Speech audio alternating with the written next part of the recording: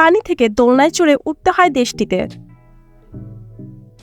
7টি বেডরুমের দেশ, যার অবস্থান পানির নিচে টাওয়ারের মধ্যে।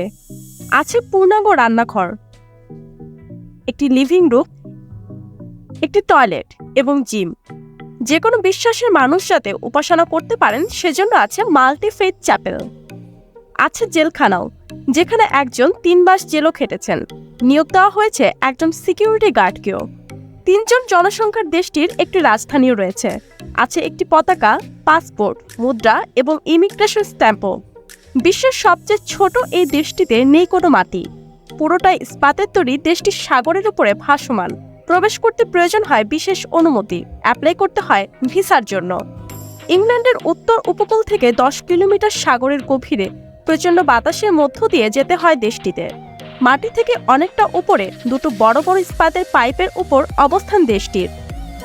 দৈনন্দিন পানি সংগ্রহ করা হয় বৃষ্টি থেকে। বিদ্যুতের চাহিদা মেটানো হয় সৌরশক্তি এবং বাতাস ব্যবহার করে।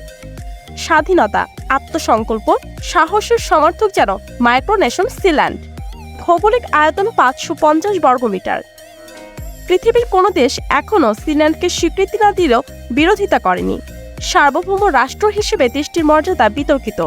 দেশটিতে ইংরেজি ভাষা প্রচলিত, মুদ্রার নাম সিল্যান্ড ডলার। তবে বাইরের দেশে এই মুদ্রা অচল। যুক্তরাজ্যের উপকূলে অবস্থিত এক সামরিক কাঠামো।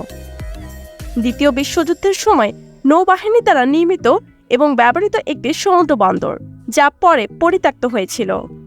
1960 সাল রয় বেটস নামের একজন একটি রেডিও স্টেশন বানাতে চেয়েছিলেন, কিন্তু যুক্তরাজ্যে নতুন রেডিও স্টেশন নির্মাণ ছিল অবৈধ। বিবিসি রেডিও ছিল একমাত্র অনুমোদিত, যে কারণে তিনি তার অবৈধ রেডিও স্টেশন চালু করার জন্য সব ছেড়ে এই সিল্যান্ডে এসেছিলেন। প্রযুক্তিগতভাবে সিল্যান্ড যুক্তরাজ্যে নয়, ছিল আন্তর্জাতিক সমুদ্র সীমায়। কিন্তু এখানে এসে তিনি ভাবলেন, কেন রেডিও স্টেশন, কেন সম্পূর্ণ একটি নতুন দেশ নয়? নিজেকে ঘোষণা করলেন রাজপুত্র হিসেবে। জনসংখ্যার শুরু বেটস পরিবারের রাজা, রানী এবং রাজপুত্রকে নিয়ে। 7 বছর পরেও তার পরিবার এই দেশটি চালিয়ে নিয়ে যাচ্ছে। একজন প্রিন্স লিয়াম, আরেকজন প্রিন্স জেমস। এখানের আইনি ব্যবস্থা সিল্যান্ড বেটস পরিবার দ্বারা পরিচালিত এবং শাসকেরা বংশগতভাবেই রাজকীয়। দেশটিতে একটি মাত্র ঘর, যা এই দেশের রাজপ্রাসাদ। উড়ন্ত পতাকাটি রাজপ্রাসাদের উপরেই। দেশটিতে আছে 300 জন বৈশ্বিক নাগরিক। রাজপুত্ররা চান এখানে আসুক ডিজিটাল মুদ্রা। আরও বড় হোক দেশটি, ডিজিটাল সিটিজেনও হোক, যাতে বিশ্বের যে কোনো জায়গার যে কোনো মানুষই সিল্যান্ডের সিটিজেন হতে পারে।